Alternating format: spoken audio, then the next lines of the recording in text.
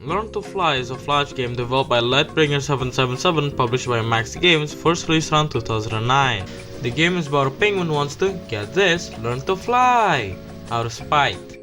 Basically, the story starts off with the penguin on his computer using Giggle to search up about awesome penguin articles, and to realize that penguins can't fly.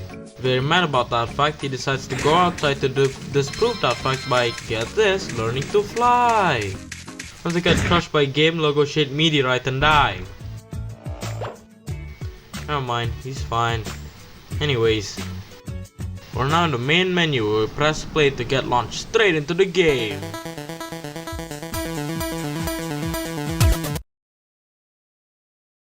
Wow, you really debased them there, didn't you? But basically the main objective is to do things like reach X distance and glide for X amount of time and unlock more ramps. You get to do all that over and over again until you beat the game. Now, as you saw earlier, we can't fly naturally. So how do we do that? By upgrading stuff, of course, like ramp height, acceleration and air resistance. You also get the very fun stuff like gliders that allows us to actually fly properly, and rockets, which makes you go very fast. Speaking of which, the way the game works is that you launch yourself out to the endless ocean to see how far you can go until you land. You do this over and over again until you get past 6,000 distance on a 50-foot ramp and beat the game. Just look at how great our penguin looks. I guess penguins can fly. At least if there isn't a wall in front of them. That's why no one believes that penguins can learn to fly. Well, that's quite unfair to even see the wall in the first place. Speaking of the wall, this brings us to Learn to Fly 2.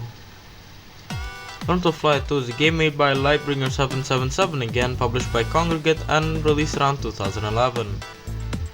The game picks up on the last game with the penguin being in a hospital after waking up from a coma, in which he instantly gets up to look up Palebird, a site about common bird elves, and gets very excited about the fact that dodos can't fly, only to see him appearing on that site.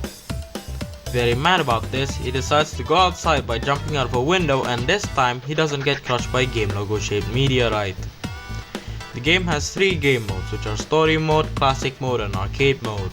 The Story Mode consists of the penguin trying to get revenge on his enemies by literally killing them. The enemies in question are the Snowman, the Snow Pile, the Mountain, the Iceberg, and finally, the Wall. You gotta destroy them all to win, at any cost, with nukes, if you want.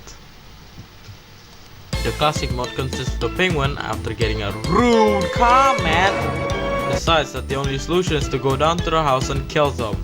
It's basically like the original game, except better. Arcade mode is you trying to fly as far as possible with a limited budget. That's it. Now, the gameplay is the same as the first, but with things changed and improved. Like for example, instead of picking a ramp height, you instead upgrade the ramp. And instead of it being entirely ocean, there's now some land. Speaking of upgrading things, there are now a lot of new stuff like sleighs and payloads, which allow you to launch yourself better and destroy stuff better, respectively. You also have a lot of new boosters and gliders, along with the aforementioned sleighs and payloads, with stuff like the high-tech, ultralight aircraft, umbrella, whirlybird 512, Omega glider, sugar rocket, balloon, sand, dark matter and planks. Oh, and the brick. Never forget about the brick.